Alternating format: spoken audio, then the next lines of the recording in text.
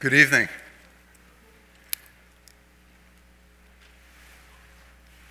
I'm Jason Lazar, and welcome to the 2022 AOA induction ceremony for students, house staff, faculty, and alumni. We're delighted to hold this event in person, and we're able to live stream it, and we welcome all of our inductees, our existing members, our guests who are with us in person and virtually.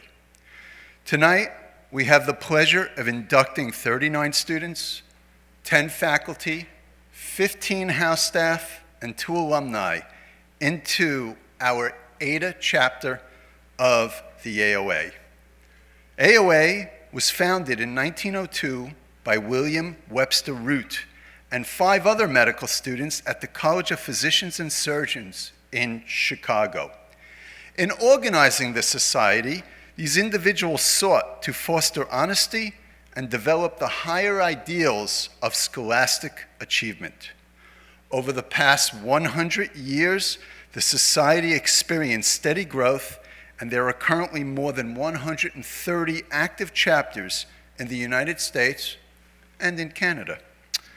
Alpha Omega Alpha has been termed the Phi Beta Kappa of medical school, and its membership is the hallmark of academic achievement in undergraduate medical education and graduate medical education.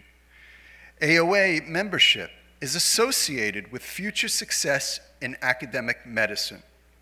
However, in recent years, AOA has come to encompass other attributes of physician excellence-ship, including leadership, integrity, compassion, community institutional service, and research. And in recent years, AOA has stepped up its commitment to diversity, equity, and inclusivity, and we all take great pride in the diversity of our ADA chapter's membership. Why AOA? Why not something like Summa Cum Stella or something like that? Well, Alpha is the first letter of the Greek alphabet, and Omega is the last. In essence, AOA encompasses all of the virtues and qualities of physician excellence-ship. You know, the so-called everything from A to Z, or everything from Alpha to Omega. It is also notable that AOA starts and ends with the first letter, Alpha Omega Alpha, which is fitting, I believe, in signifying the past, present, and future generations of physicians. In fulfilling these aims, the Society elects medical students, alumni, and faculty to its ranks, and AOA's goals are reflected in its motto, worthy to serve the suffering.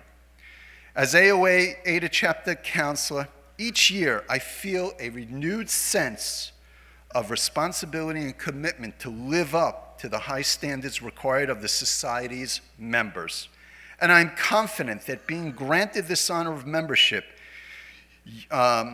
this year's inductees will exemplify these core values. Michelangelo once wrote, "The greater danger for most of us lies not in setting our aims too high and falling short, but in setting our aims too low and achieving our mark." Well, tonight's inductees aim high, and they do achieve their mark. Thank you. Now we have remarks from our College of Medicine Dean, Charles Brunicardi. Welcome to this year's induction ceremony to Downstate's chapter of Alpha Omega Alpha Honor Medical Society. Congratulations to all of this year's inductees. It is a great honor to become a member of AOA.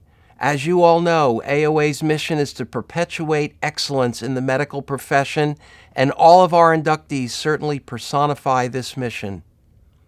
We want to acknowledge the enormous efforts of Dr. Jason Lazar, our AOA chapter counselor, Dr. Richard Sadowsky, our chapter secretary, and the entire selection team for their work in reviewing this year's nominees for membership to AOA.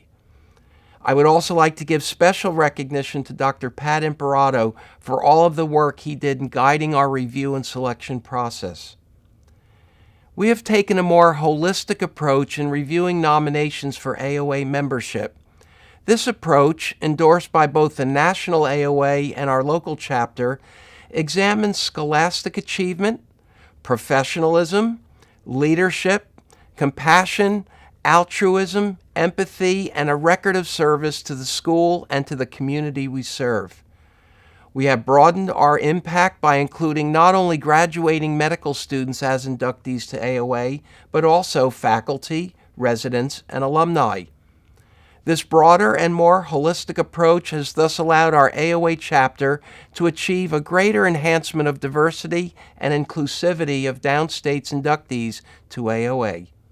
In doing so, Downstate won the National AOA Diversity and Inclusivity Award this year. So, congratulations to all, and welcome to AOA. Some thank yous. We are grateful for the immeasurable guidance and support of the president of SUNY Downstate Health Sciences University, Dr. Wayne Riley. He cannot be here with us tonight, but he extends his warmest wishes and his hearty congratulations. We thank our College of Medicine Dean, Charles Brunicardi, Dr. Pat Imperato, Senior Vice President for Academic Affairs, Dr. Rick Sadowsky, Secretary and Treasurer of our ADA chapter of AOA, Ms. Sandra Mingo, our administrator and do-it-all behind-the-scenes staff person. And thanks goes to Dean Sophie Cristoforo. In addition, I'd like to thank the members of the selection committee who worked tirelessly in the selection process, utilizing a holistic approach to review all of the nominations. I'd like to recognize, congratulate, and thank our student officers, Michael Freilich, Patrick Flanagan, and Christopher Garnett. And lastly, I'd like to acknowledge the ongoing support of our Alumni Association. I'd like to call upon Dr. Rick Sadowsky to introduce our speaker.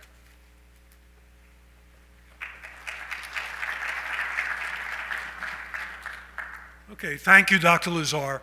This is a wonderful event, and actually I think it's about my 41st that I've attended here with this medical school. We've met at restaurants, we've met virtually, and now we're getting to meet at the medical center and maybe some fancy events sometime in the future. But I'm very proud and happy to announce tonight's speaker.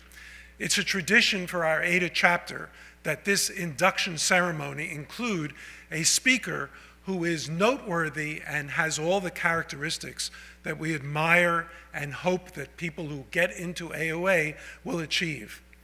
So our speaker today is Dr. Carla Boutin-Foster, who really doesn't need much introduction. I'm happy to say that Dr. Boutin-Foster is an alumnus of this medical school, so it makes me very proud to be able to introduce a fellow alum. But I think it's very important for me to highlight a couple of things about Dr. Boutin-Foster, because the more I talk about her and the more I hear her talk, the more I admire her and I understand what a complete and complex and wonderful person she really is. So after some stints at the NIH and at Cornell Weill, Dr. Boutin-Foster came here to Downstate to become the Associate Dean of Diversity and Equity, both in a scholarship realm and in a research realm. Over the past several years while she's been here, she's developed pipeline programs that involve high school students. She's put together curriculum for our medical students. She's taught a myriad bunch of residents, and she's done many, many faculty education programs. As a matter of fact, Dr. Boutin-Foster recently gave grand rounds to the Department of Family Medicine. And I want to give a little personal note about how she caught a string in me when she talked about the idea of valuing the people that you work with. and valuing the people that you meet in society, no matter what their background is or no matter what preconception you have. And I want to tell to Carla that over the last 6 days since your lecture, I've advised 4 or 5 people that they should be valuing the people that they encounter in their lives more highly and not using preconceived notions. So I think we all learn, a tremendous amount from Dr. Boutin-Foster. I also just want to highlight something that Dr. Brunicardi said about the National AOA Diversity, Inclusion, and Equity Award that goes to a medical school each year. Well, we decided to apply for that application. Dr. Lazar may have done most of the writing, but Dr. Boutin-Foster did most of the thought behind the application. And the fact that Downstate won this award from our national AOA is really a credit, both to Dr. Lazar and largely to Dr. Boutin-Foster for giving us the material that we were able to put, in this application. So I think it was a fantastic thing. So Dr. Boutin-Foster is going to talk a little bit about role modeling health equity and hopefully give you some hints as you graduate from either residency or medical school about how you can actually put equity and inclusivity into practice in your offices and in your lives in the future. So Dr. Boutin-Foster, it's a pleasure to be able to introduce you.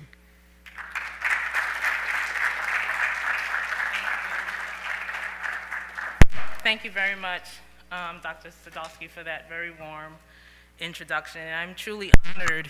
Oops, you warned me about stepping on that, Mike. I'm sorry. I am truly honored to be here and to be invited to be this speaker. My goodness, what an honor. So thank you so much. It is truly a blessing. So what I'm going to spend probably the next 20 to 30 minutes is to share with you some perspectives on role modeling, but within the lens of health equity in theory and in practice.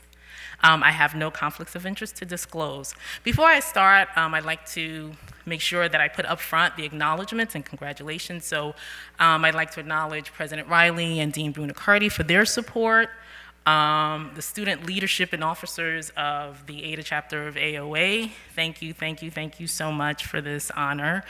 Thank you for allowing me to be on this journey with you for the past 4 years. I'd also like to thank Drs. Lazar, Sadowsky, and Parado for their support and guidance as well. Ms. Mingo, and of course, Dean Cristoforo, and the 2022 newly inducted students and faculty. So, it is almost, 2 years ago since I believe the 2020 AOA exercises were postponed, and we were in the midst of this pandemic, right? Almost 2 years, really. If you think about in March what was happening, is it gonna come? Is it 1 or 2 individuals? And then next thing you know, in April, I think that's when the AAMC said that we had to really make sure that our learners were safe. So, but when we reflect on the year 2020, most people would say there was a pandemic. My son would say it's the year he almost went to graduation. But as we reflect on it, we have to acknowledge that it was more than a pandemic. It was a series of cascading events that included televised police killings of unarmed black men and women, disproportionately higher rates in cases of COVID-19 deaths in communities of color, and glaring inequities in our healthcare system. But it was also a year of unity, where students across the country, students, residents, physicians alike, stood together in solidarity against racism and working together to promote equity. Medical students and residents demanded action. Our students here were part of that, were demonstrated activism by writing letters, penning letters. In the midst of studying for exams, students wrote letters and sent them to different members of the administration, as well as nationally. And this is a depiction of all of the activities that some of our students were involved in at, right in front of the public health building, Brooklyn, Prospect Park, actually, Grand Army Plaza. So our students were very well involved. So our students called for action, and people listened. National, state, and local governments responded. In January, President Biden issued an executive order on advancing racial equity and supporting, providing funds for underserved communities. In October, the New York City Board of Health joined over 200 health agencies across the country in declaring racism as a public health crisis and calling upon hospitals and local agencies to work together to root out racism in clinical practice and in their policies. In December of 2020, Governor Hochul of New York State declared racism as a public health crisis. So our students, residents called for action, and many responded. Alpha Omega Alpha put out statements and reinforcing their commitment to improving diversity, as Dr. Lazar mentioned, to improve diversity, equity, and inclusion based on that inclusion of talented individuals from different backgrounds benefits society, care, population, education. And that AOA is committed to working with its members to improve diversity and inclusion with the organizations and throughout the medical profession. So medical schools across the country responded, "We stand," insert the name of the school, "stand in solidarity with you." We stand in solidarity with you. In June of 2020, President Skorton of the AAMC and Dr. David Acosta, the CDO of the Chief Diversity and Inclusion Officer of the AAMC, put a letter together that said, "As leaders of anchor institutions in our communities, academic medicine, physicians, educators, hospital leaders, faculty, researchers, learners, and staff must lead by example and take bold action in partnerships with the communities that we serve."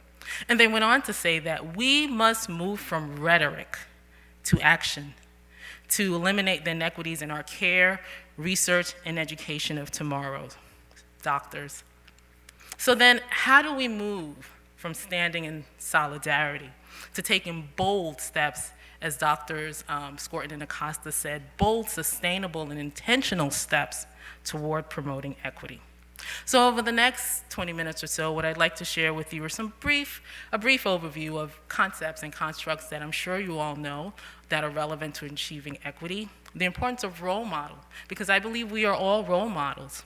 Whether you're an educator, a clinician, a student, we're all role models because there is always someone who's looking at you and looking towards you and observing you, whether you know it or not. So we are role models. Provide examples of how medical educators, or really anyone in the academic institution, can role model equity in practice and share examples with you of what we're doing at Downstate. So we often talk about disparities, and we know that reducing disparities is a national health priority. I don't think anyone will argue that. But it is important to know that not all differences in health are considered disparities. So health disparities are the differences that are linked to economic, social, and environmental disadvantage. So health disparities impact groups that face discrimination based on race, ethnicity, religion, socioeconomic status, gender, mental health, orientation, identity, and disability. So health disparities, when you think about it, are largely preventable.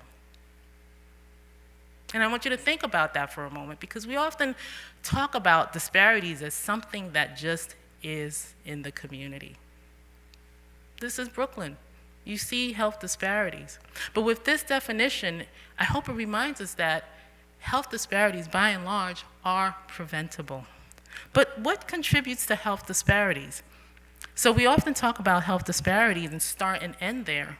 But I would like to challenge this class and the members of AOA to look upstream. What are some of the factors that contribute to health disparities? We often hear about the social determinants of health. And I put this image here to signify the imbalance, right? The disproportionality between what is deemed to be healthful and what is not. So you see communities that are overburdened with poverty, lack of access to education and care and food insecurity and discrimination and violence and exposures, they have an overburden. They're overburdened with health disparities, and that weighs them down economically, health-wise, causes educational barriers relative to communities that have more of the healthful factors. So those are health disparities, the conditions in which we live. And it's important to make that distinction that health disparity, social determinants of health, that the conditions in which we live, and it is the conditions in which we live, the social factors that impact our lives and our health, that's what contributes to health disparities. So we cannot address health disparities unless we pay attention to the social determinants of health. But I would like to challenge us a little bit more, right? To get a little uncomfortable. And it's okay. It is okay. If we're not, we should never be comfortable talking about racism. We should say like, yay, racism, yes, bring it on. No, we should never be comfortable talking about this. There should be a little, ouch, a little like twinge when we see this, because it still exists. It's still pervasive in our community. And as leaders, as educators, we must talk about racism like we talk about any other virus. But we can do so in safe environments where there's more communication and conversation and not confrontation. So racism is important. We started talking about health disparities and then social determinants of health, but I challenge us to move upstream and to look at racism.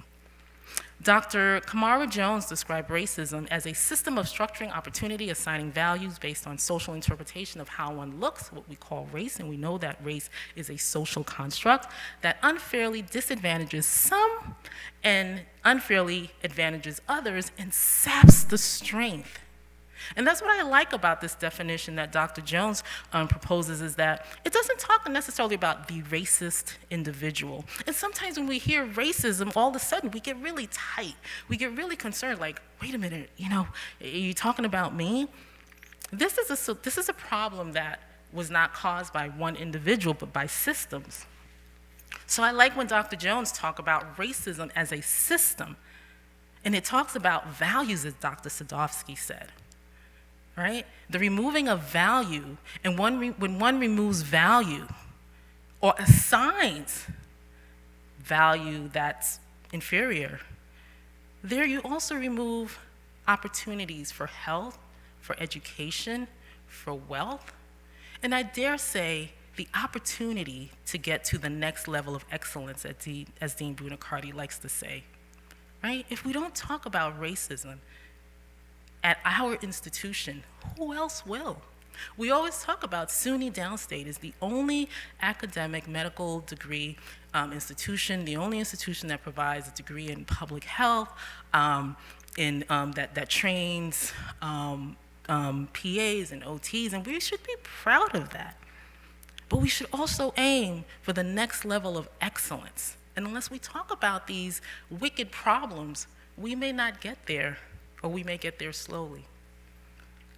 So structural racism is something that we often talk about. And these are the policies, right? These are the policies that are historical, that have been handed down through institutions and ideologies. And they include segregation, profiling, enforcement of anti-immigration policies, policies that limit access to, for people living with a disability, discrimination in hiring, promotion, as well as policies that affect the health and well-being of our LGBT community.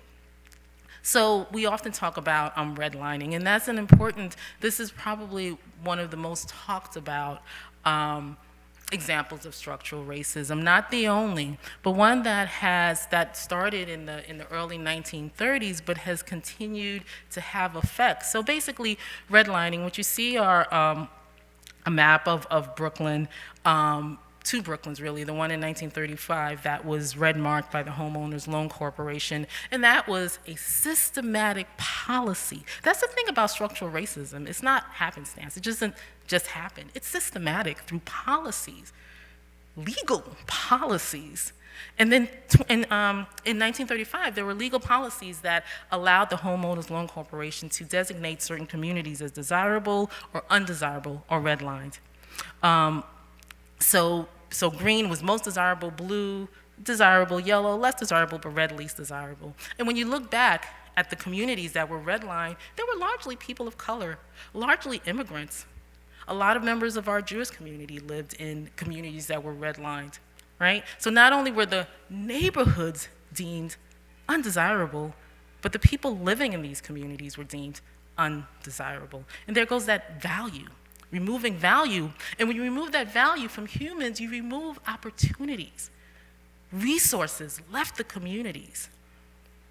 Lending, right? You couldn't purchase a home unless you paid a lot for your mortgage, but the value began to decrease because the value in the human capital, in the humans living in those neighborhoods, they were less desirable.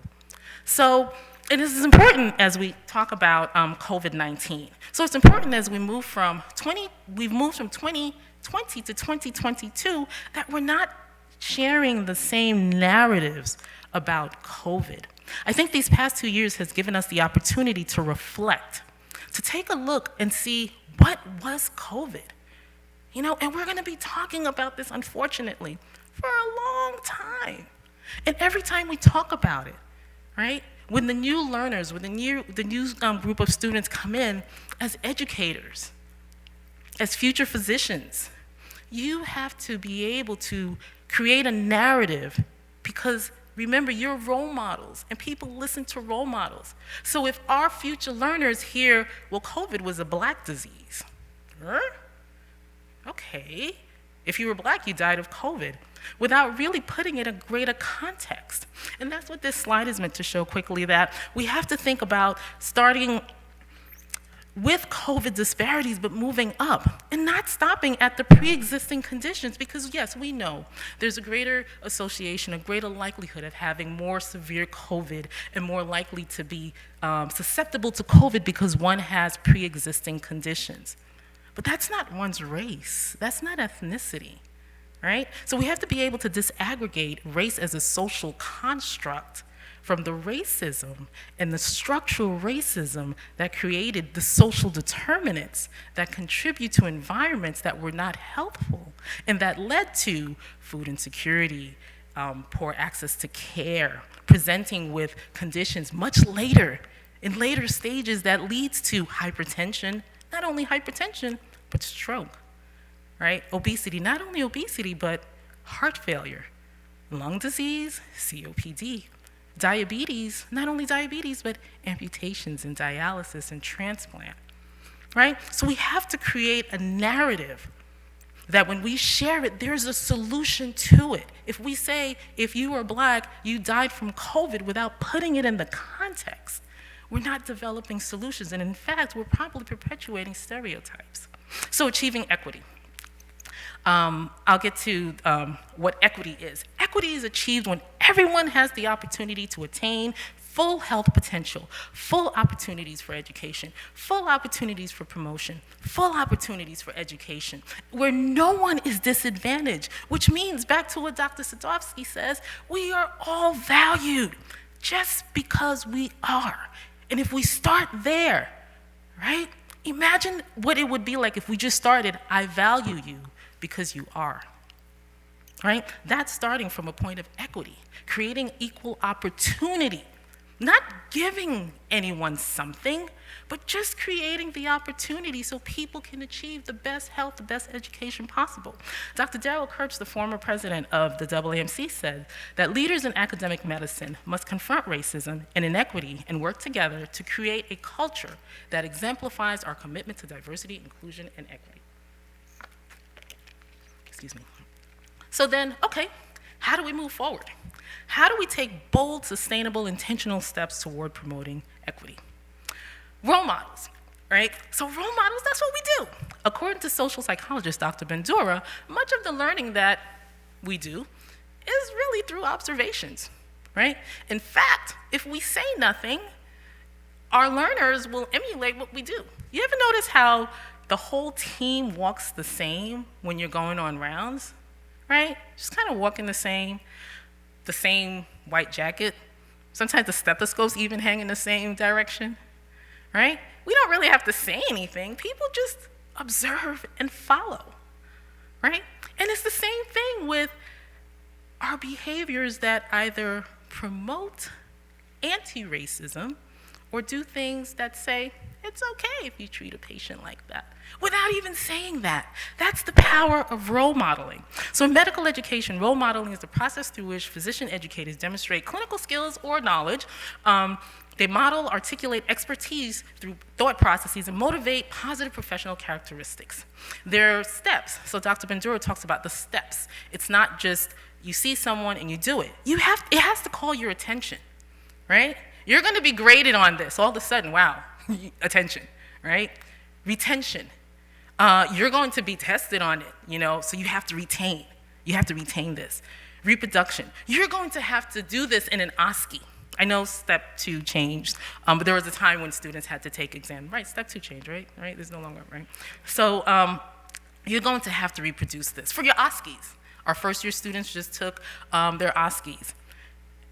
And we would also like our learners, our students to, and I say learners because there's a variety of learners, not only our medical students or students in public health, our students in the School of Public Health, our nursing students, we're learners, right, lifelong learners, but also motivating lifelong learning and lifelong practice. So role models play a role in the hidden curriculum, right? Some of the things that you do, you're like, well, no one really taught me to do it, but I'm still doing it, right? Part of that hidden curriculum, which is really powerful, it's a powerful form of socialization that takes place in the cafeteria when you think your learners or your students are not listening, during grand rounds before everyone comes, right?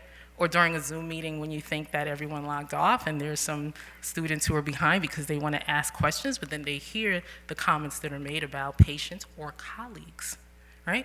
So the hidden curriculum is very powerful, and it helps to form professional identity, growth, and career choice. The role modeling is also an important vehicle for promoting health equity. And much of the literature has focused on professionalism, but I'd like us to take it a step further.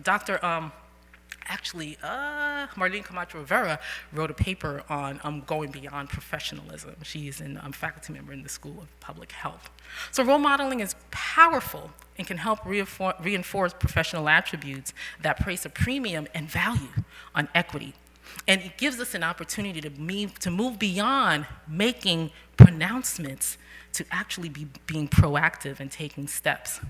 So over the past several months, I've been looking at the literature and trying to think, well, how, we can talk about equity and anti-racism and all of these theories and frameworks, but what are some of the things that we do? So I looked at the literature and, the themes that come out. If you look at the statements that were put out and what people are doing, they're very similar. So this acronym is built on prior work, and it helps me to at least remember, what are some of the things we do. And it's not inclusive of everything. So you can make it reacts or reaction or reacted, whatever you're happy with. So react, reflect, educate, assess, call out, and treat all members with respect and value. Reflect on your own biases. Much of the literature on how do we practice, promote equity? How do we practice anti-racism? And anti-racism is not saying, I am not a racist. Anti-racism is acknowledging that racism exists in various forms. And anti-racism is also saying, taking active steps to be part of the solution. Simple. I recognize that something exists. I'm going to take active steps to be part of the solution, right? So it's acknowledging our own unconscious biases, and unconscious bias are automatic and unintentional thought processes, but nevertheless, they do cause injury because they impact our medical decisions, and they tend to present in times of stress and uncertainty. So another social cognitive perspective is that we all have stereotypes. That's how we went through medical school. That's how we went to school, right? Creating acronyms, right? Some of the acronyms are a little flowery, but we won't go there. But we create acronyms, right? And we remember these acronyms, and we group things, right? That works when you're trying to remember cranial nerves, but when you're trying to assign treatment and make recommendations to people, that doesn't work. And in fact, when we group and assign people to groups based on phenotypic traits that may not even be accurate, we make mistakes. We make medical errors. There's several articles that talk about referral patterns for cardiac cath, for medications, for psychiatric diagnoses, for the birthing experiences, and the allocation of medical procedures and resources. So we know that unconscious biases do impact our decisions. So the first thing is to reflect and to recognize that we all have this capacity because we're all human, we all think, we all use cognitive schema, and we all stereotype, but it's acknowledging, if done to a group of people, what impact it will have. Educate. So the E is for educate. Educate ourselves. Part of lifelong learning, understanding why are there disparate outcomes in surgery, in kidney transplantation, in the diagnoses of psychiatric diagnoses, right? Ask yourself, why is this happening? Why, and not, it happens. It's Clarkson and New York Avenue. This happens on this corner. No, it doesn't happen, right? It shouldn't. So always asking yourself why, and taking the steps to really educate by reading, understanding what are the mechanisms that are at play. Assessing and examining, so REA. We had an opportunity to do this with, under the leadership of Dr. Jamila Youssef, Dr. David Berger, Dr. Moro Salafu, Dr. Ernie Yap, to assess, so REA. A is for assess and examine the use of race-based algorithms in clinical care. And it's really important because we all know that race is a social construct without any biological basis. Fact, right? There's no gene that says that I'm black. So based on that, when we talk about, we are accounting for race in this algorithm, what does it mean? And whether or not you agree or disagree with me, just think about it. Think about it, right? I may be black here. When I go home, I'm Haitian. Am I less black? Does my clinical algorithm account for me being Haitian? My husband's biracial. Depending on who makes an assessment, what will his GFR be, right? So think about it. Think about it. We talk about black when we talk about GFR. Asian patients, there are several studies that look at the higher rates of diabetes in Asians. Again, what does that mean, right? Who are we considering? And yet we make decisions based on that. And again, this isn't, it's not because we're bad physicians, right? This is something that we were taught and we went along with it. This is what our role models taught us. And that's what we did. So it's an opportunity for us to think about this. What is it that we're doing? Same thing with osteoporosis and screening of black women and the PFTs. And these algorithms are important to consider because we mask underlying conditions. And the number and the opportunity for referral are delayed, or we don't have the opportunity to remove medications that may be renal toxic, right? So again, it's just to think about it. And that's what I would like you to leave with. Again, you may not agree with me. That's okay. Do so respectfully. But to think about it like we would anything else. Call out, so REAC, call out racism. And again, we can do so respectfully. We can do so through communication and conversation without confrontation, right? We have to recognize racism again. And as educators, we call attention to policies and power structures and allocation of resources in our own institution, right? When we hear something being said about another colleague or a patient, we can go up to the colleague who's saying it. Again, it doesn't have to be you are this, you said this, but hey, I heard you say this. And one might interpret this, or there is another way of saying this, because we're trying to maintain relationships here, right? If we canceled everyone, we wouldn't have anyone to work with, right? So we're trying to take corrective steps towards helping bring people to the next level of excellence. Because we have to do this as a collective. So that's what call out is, and being upstander. And thank you, Dr. Jacobson Dickman. I was like, upstander, I like that, I have to use that. So upstander, standing up and speaking out and taking action in support of, not in defense of. Sometimes we may speak up because, I'm gonna say something and not take notice of the person that we're raising this conversation about, and they're sitting there like, wait a minute, you're talking about me, and maybe I had a voice and I wanted to say something. So really, it's complicated. It's complicated, right? But working together, we can arrive at solutions. REACT, you have to remember that. Treat all with respect and value. Goes back to value, right? Start with, I respect you because you are, period. Because you are human, because you are here, right? And let's just start there. So respecting everyone with value, treating everyone with value and respect, and that goes to how we talk about people. Saying that someone is living with diabetes or someone has sickle cell anemia as opposed to that diabetic or that sickler, people living with a disability, really treating people in a way that affirms that their lives do matter, using appropriate pronouns and asking, how may I address you? How would you like to be addressed? Clinical notes are really important. Our students are reading our notes. So if we start out, a 32-year-old black woman comes in, da-da-da-da-da-da-da. Okay, without even having had the opportunity to meet that person, that student may leave with an impression of what that person is and that person's behavior, and therefore, when they go and they communicate to their colleagues, right, or transfer care, they're talking about what they heard their mentors, or what they saw. You're the faculty member. If my attending wrote that this patient is a da-da-da-da-da, they must be, right? Check your clinical notes. Look at your clinical notes. And our students are calling us to task and asking us to look at the lectures and the slides that we share. Look at what we're using to teach future physicians. So we're in the process of looking at the medical curriculum led by Dr. Lazar and Dean Brunicardi. So take a look at what we're teaching our students, reviewing our notes. What are we doing here at Downstate? We're doing a lot, and that's why I love this place, because not only did we say we stood in solidarity, but we took active steps. We took active steps, and we're still moving forward. So in terms of the R, going back to the REA, I forgot the C, CT. That's what happens when you make acronyms that you can't even remember all of them, right? Reflection. We are teaching about unconscious bias, as Dr. Sadowsky said.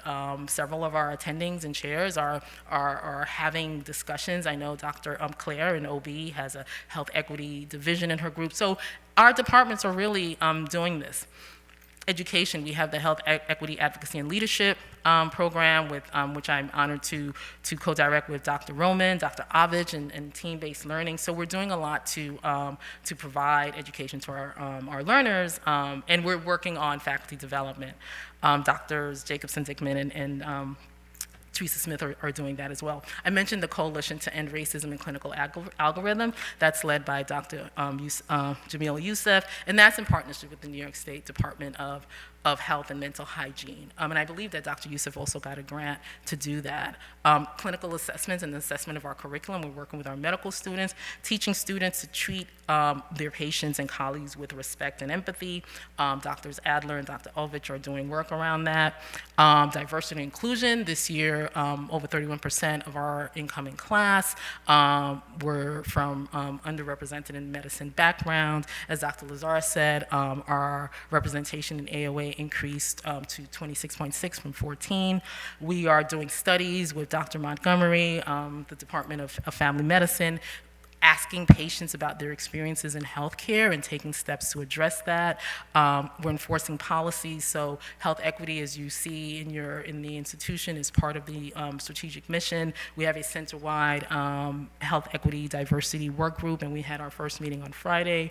We have also opportunities for health equity-focused research through the transport program. So there's a lot that we're doing. So why am I talking about this, right? This is supposed to be AOA celebration. Yay, right? Why are you talking about this, right? Dr. Boutin-Foster, because it's part of our mission. It's part of our mission. People look on our website, students call me, students want to come to Downstate, and they say, I want to come to Downstate because I saw your mission. I don't want to be called a liar. It's simple. Without equity, we cannot have excellence. And when I interview students and say, yes, Downstate is the place that you come, and we are not perfect, but we do strive toward excellence, I don't want to be called a liar. I don't want a student sitting here saying, Dr. Boutin-Foster, you lied to us because of what we saw and what we heard. So it's about excellence. Without equity, we cannot achieve the excellence that we want. It's also equity. I love this mission and the acronym We Care, right? So equity is not because they needed an E. I strongly believe that the leaders of this administration believe that we are in a position to promote and advance equity and not to just stand in solidarity. So in conclusion, statements and pledges of solidarity and pronouncements are important, well-intentioned.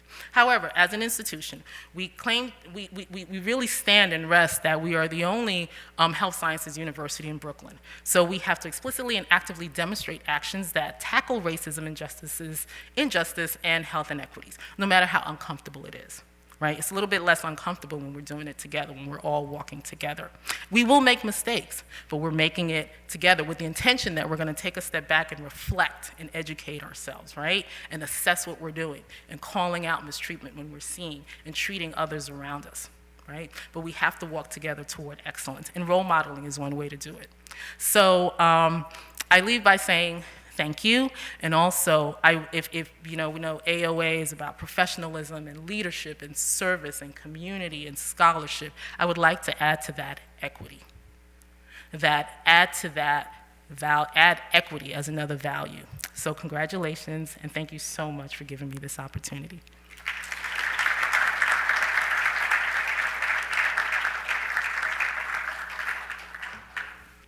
So thank you, Dr. Boutin-Foster. You know, there are those people that talk about racism, and then there are those that facilitate others talking about racism, make them feel comfortable about it, and inspire them to take action. And Dr. Boutin-Foster is clearly one of the latter, and we thank her for it. Again, AOA elects those who demonstrate through their actions the motto, "Be worthy to serve the suffering." Each school may elect up to 10 faculty who, based on merit, demonstrate the characteristics of excellence in physicianship in alignment with AOA's mission and values. Congratulations to the following faculty members. If I have one regret, it's that time does not allow me to go on and on about all of their accomplishments. I'd like to call upon Dr. Sidney Butts.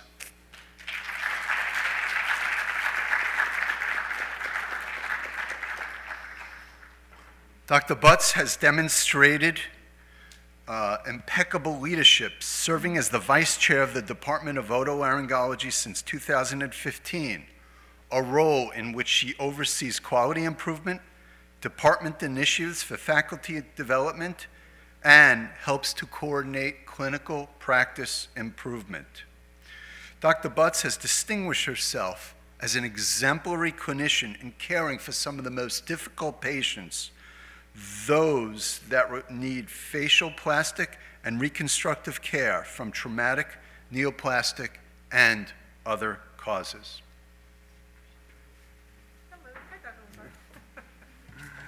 Congratulations. Thanks, Dr. Lazar. Thank you. Please. She was hiding behind me. Next.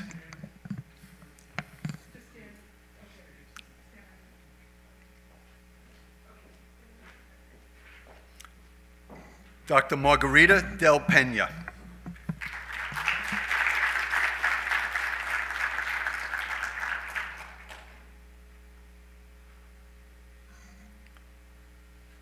Dr. Pena, I'll call a Downstate lifer because she came to Downstate in 2007 as a trainee and has gone on to a distinguished career as a pediatric anesthesiologist. Known as a caring and compassionate clinician, Dr. Del Pena has been the recipient of numerous faculty recognition and teaching awards and currently serves as the Associate Program Director of the Anesthesia Residency Program. Congratulations, Dr. Del Pena.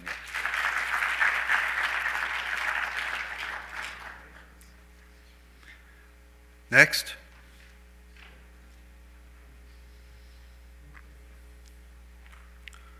I'd like to call upon Dr. Kita Demacy, Dean of our School of Public Health.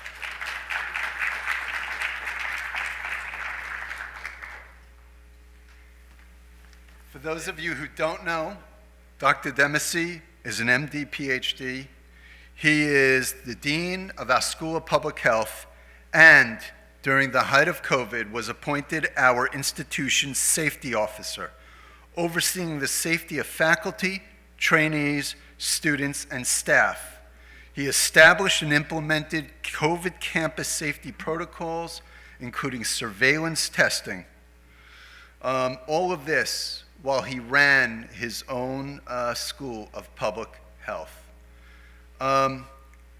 Although he's a dear friend of mine, I have to say, simply put, so few have done so much in so little time at our campus. So thank you, Dr. Demacy. Dr. Viss Kola.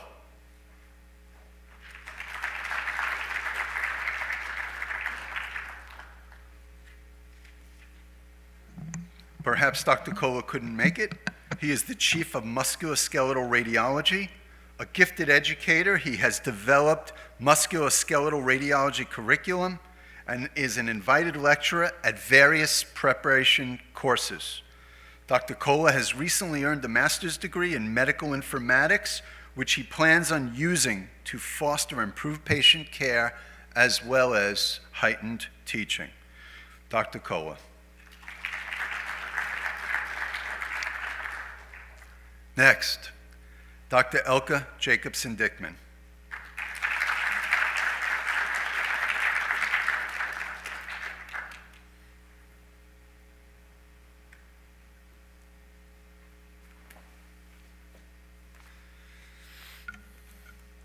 Dr. Jacobson-Dickman is currently our Associate Dean for Clinical Medicine. Few know that she originally joined our faculty in 2009, rapidly rose to the position of course director for second-year Essentials of Clinical Medicine course, and she was recognized as a rising star and recruited away from us by Maimonides Hospital. We reacted quickly and lured her back, and since then she has led and guided our third and fourth years, bringing together and harmonizing the clerkship directors. She's revamped teaching and evaluation of our third and fourth year medical student curriculum, and her leadership has been exemplary. On a personal note, I've come to rely and value her sage advice on various educational matters and recognize her vast contributions to our accreditation process. Dr. Jacobson-Dickman.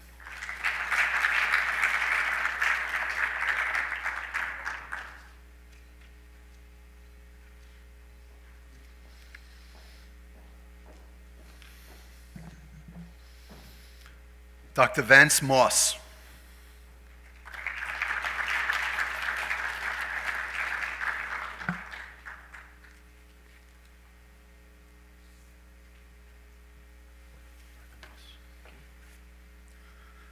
Dr. Moss is the chief of the Division of Urology at the VA New York Harbor Brooklyn campus, where he has revolutionized the service of urology and has provided special inspiration to veteran patients because he is a highly decorated forward combat surgeon as a colonel in the U.S. Army Reserves. He has served our country in Operation Resolute Support in Afghanistan and Operation Iraqi Freedom. Dr. Moss, thank you for your leadership. Thank you for your service, not only to our country, but also to the Downstate family. Thank you.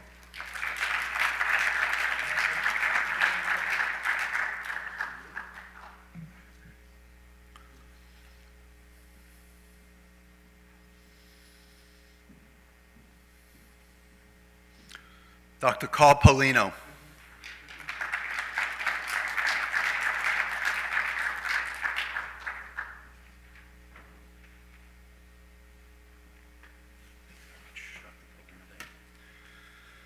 Dr. Paulino is the program director for orthopedic surgery residency program and is a prestigious spine surgeon at multiple institutions, including our own, Kings County and Brooklyn Methodist Hospital.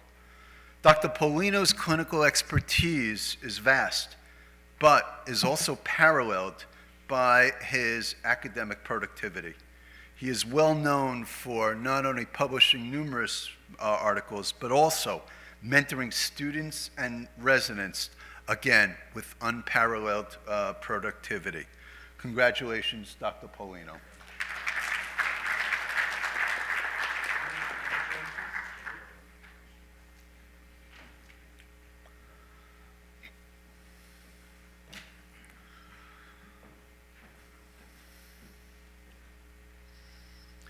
Also not able to be with us tonight is Dr. Jeffrey Putman, our Vice President for Academic and Student Affairs. Dr. Putman's job description is just like the universe. It just keeps expanding. Everything from making meticulous graduation arrangements to overseeing various student services, working closely with the dean's office, communicating with students to safeguard their best interest, helping us prepare for our LCME accreditation, working with Dr. Putman.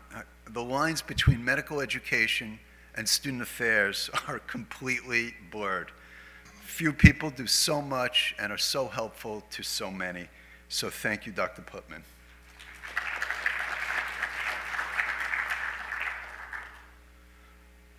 Our final faculty nominee is Dr. Wayne Scott.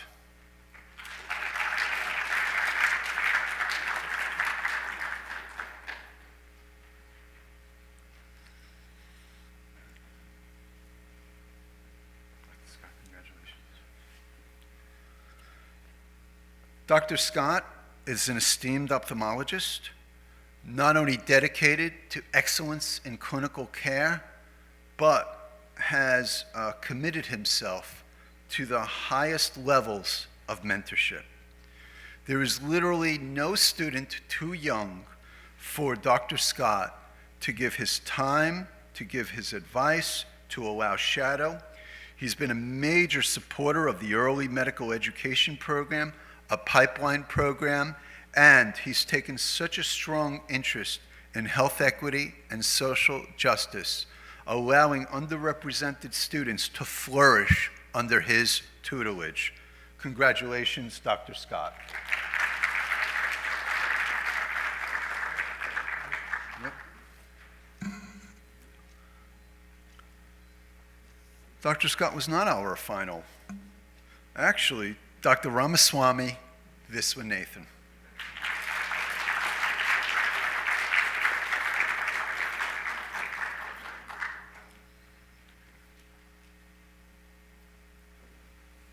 Congratulations, Dr. Viss. Thank you. Dr. Viss is the interim chair of psychiatry.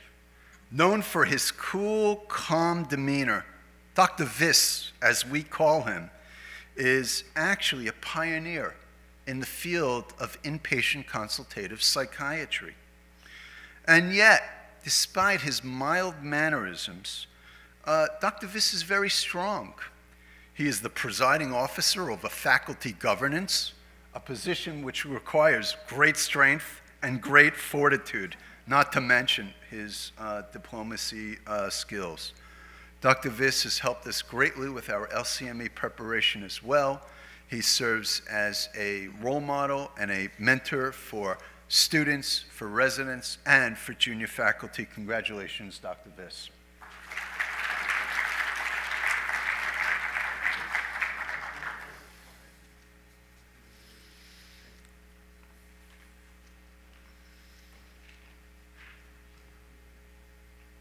Once again, congratulations to our 2022 faculty AOA inductees.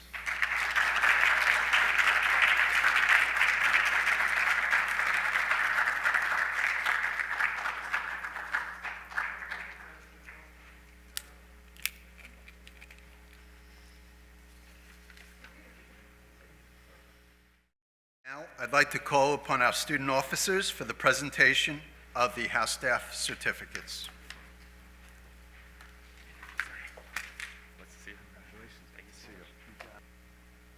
Well, hi everyone. First off, warm words of congratulations to each and every one of you.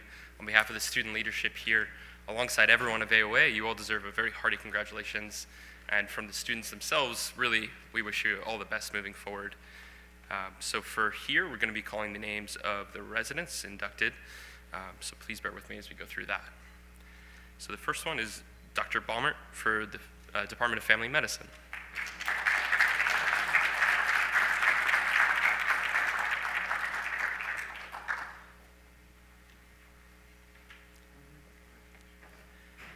Next is Dr. Kevin Branch from the Department of Surgery.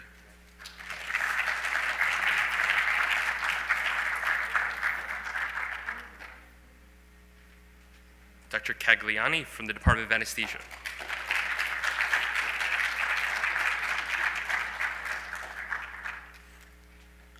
Next is Dr. Murray Schwecka from the Department of Neurology.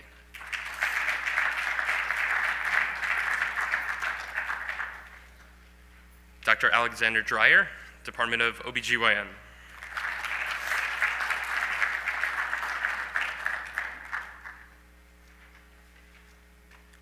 Dr. Zura Farouk from the Department of Radiology.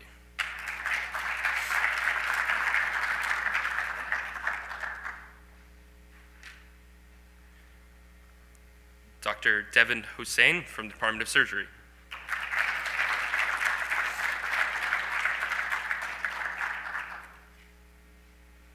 Dr. Ahmed Hossein from the Department of Surgery.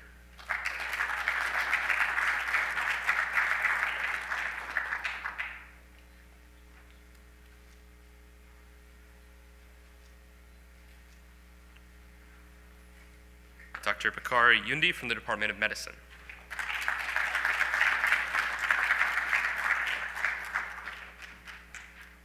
Dr. Raymond Cargi, the Department of Urology.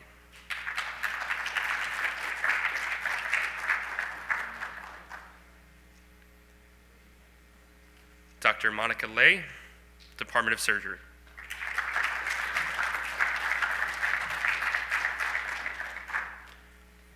Dr. Krunal Patel, Department of Medicine.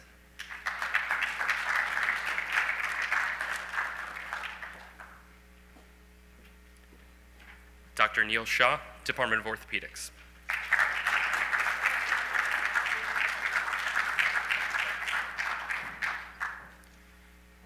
Dr. Sarin Soyemi, Department of OBGYN.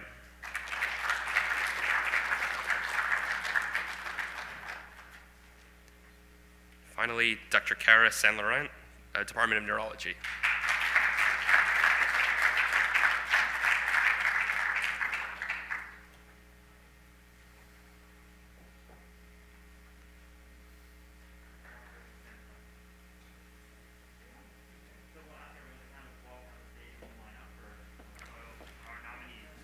Once again, congratulations to everyone.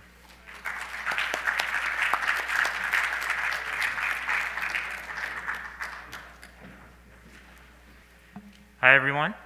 Again, thank you. I have the honor and privilege of introducing the students who have been nominated into AOA. And when I call your name, simply come up, and our student leadership, Michael Freilich and Chris Garnett, will provide you your certificate and cord, and we'll ask you to stay on stage for the photo after. All right? So first, starting off with Daniel Beltry.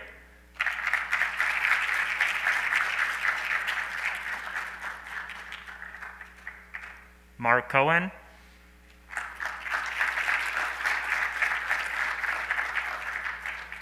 James Cochran.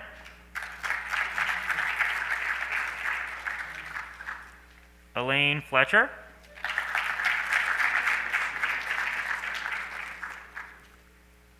Michael Freilich, as well as Chris Garnett. Sophia Ginda. Robert Gurevich. Angelique Hart.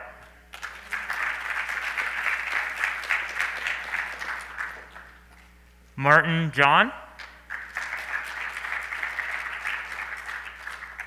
Nabila Kondakar,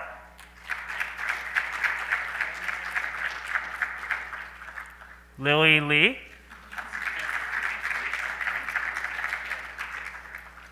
Dominique Noreja,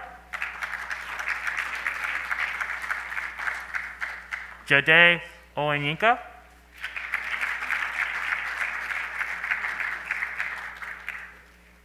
George Papadopoulos, Shirley Chan, Sabrina Rosengarten, Sarah Shadid,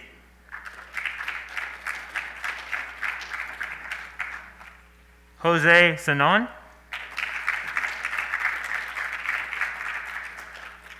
Lily Soko, Laura Worrell,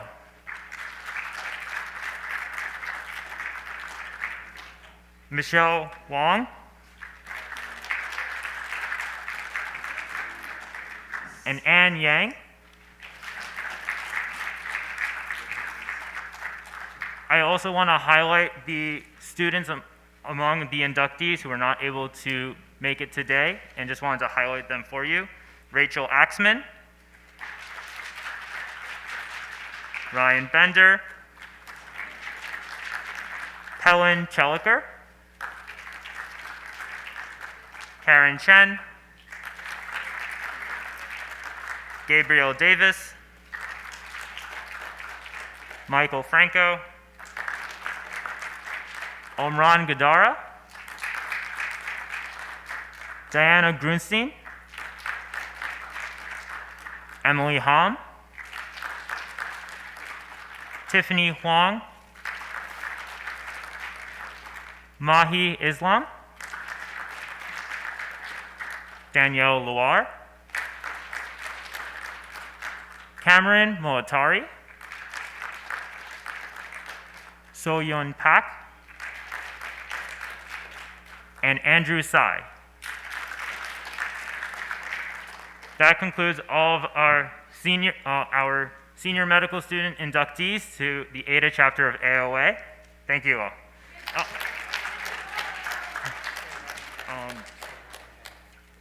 And Ryan Bender is here. Ryan Bender, thank you. Sorry for the outfit. Congratulations. Thank you.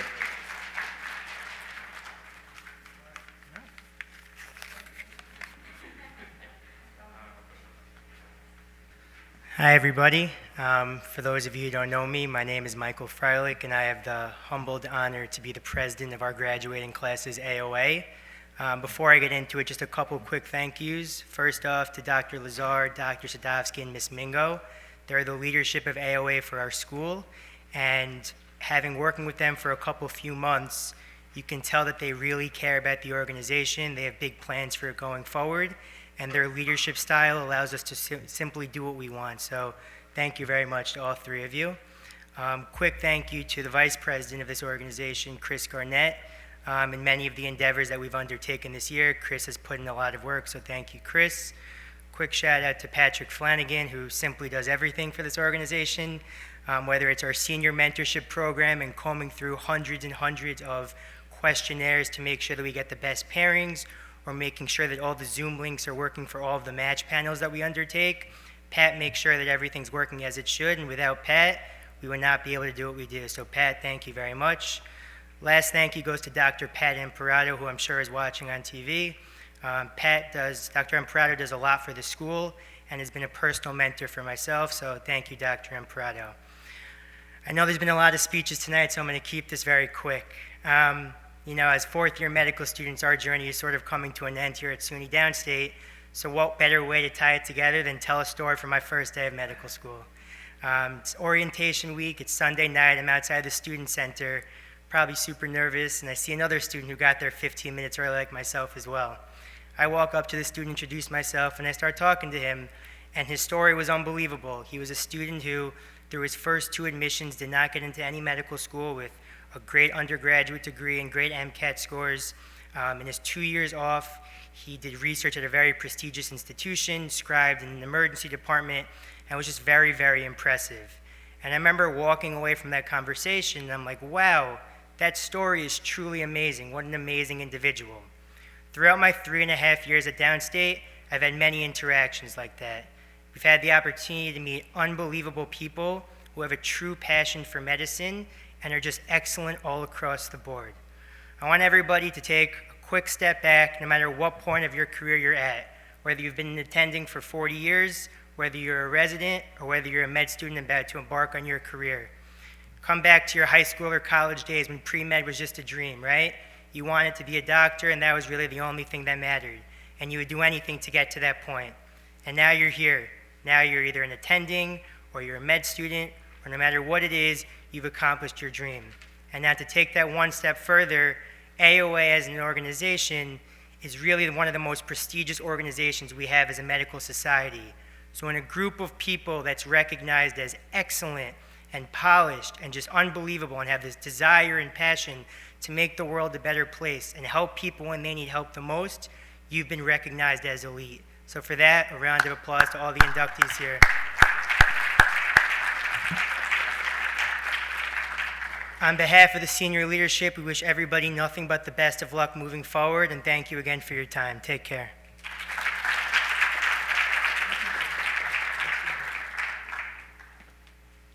All right, there's one very small category of awardees that we should mention before we leave today. And it gives me great pride as an alumnus from the year of, from this medical school. I've spent a lot of time recognizing alumni through both the Alumni Association as well as through AOA.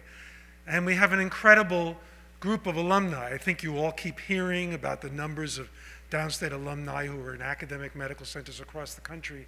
It's absolutely true. And those of us who are in the Alumni Association who sort of have the honor of looking for alumni to give awards to, it turns out to be very easy.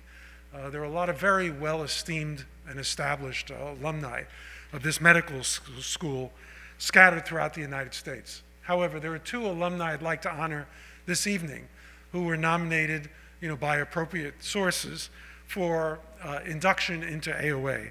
The first is Dr. David Berger, who was nominated by Dean Brunicardi. I think everybody knows Dr. Berger. Dr. Berger joined us for the second time in September of 2020. For the first time, Dr. Berger was a student here at Downstate, and he also did his general surgery residency here. So he spent a lot of time at this medical center. When I look at Dr. Berger's CV, which is about 42 pages long, it's divided into two sections. One of them has all of his honors as a clinician, which are very extensive. He's been president of surgical academies. He's written over 150 scholarly journals, articles, but he also has a very extensive history in healthcare management. And it's a great history. When you read the title of some of those articles, you can see what an actual humanist Dr. Berger is and how much he strives to make sure that people get the care that they need and get it for reasonable amounts of money. So he served as president of the Association for Academic Surgeons. He's gotten multiple teaching awards. And I'd just like to say on a personal level, I think all of us here at Downstate over the last 2 years have seen all the changes that are occurring at University Hospital in terms of patient safety, in terms of seeing Dr. Berger getting to know the nursing staff and the nurses' aides and traveling to different floors and trying to develop relationships. So I think we have a unique and wonderful leadership style in Dr. David Berger. So if Dr. Berger's here, I'd be happy to have him come up and join us. But he deserves the award, and we'll be inducting him this year.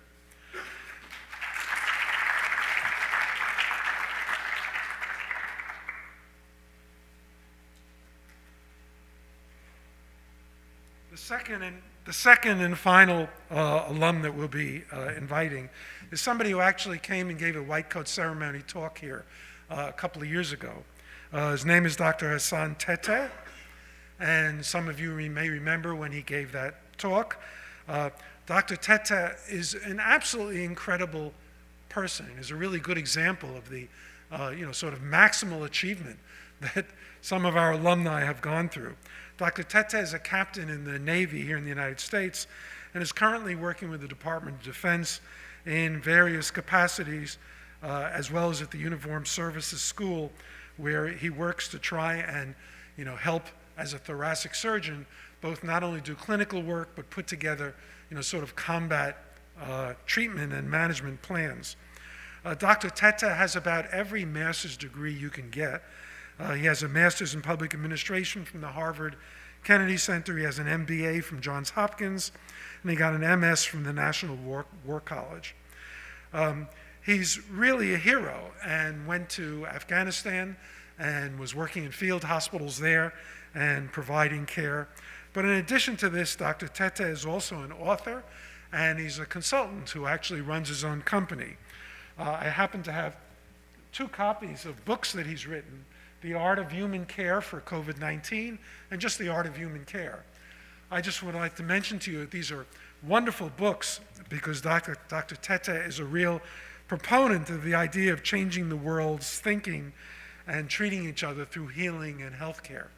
So I'd like to mention that these books are available to any students or residents who want a copy from the Office of Student Affairs during the daytime.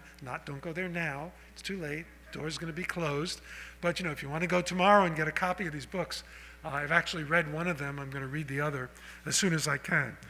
But Dr. Tete is really a very unique alum and is very deserving of induction into AOA, so I'm happy to have him receive this honor today. So thank you.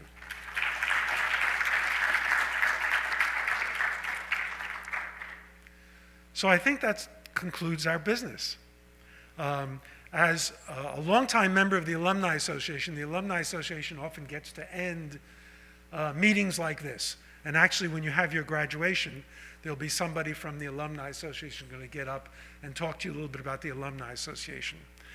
It makes me very proud, to do this because I know some of you, because fortunately I'm one of the alumni who get to the joy of giving you grants to travel to present research.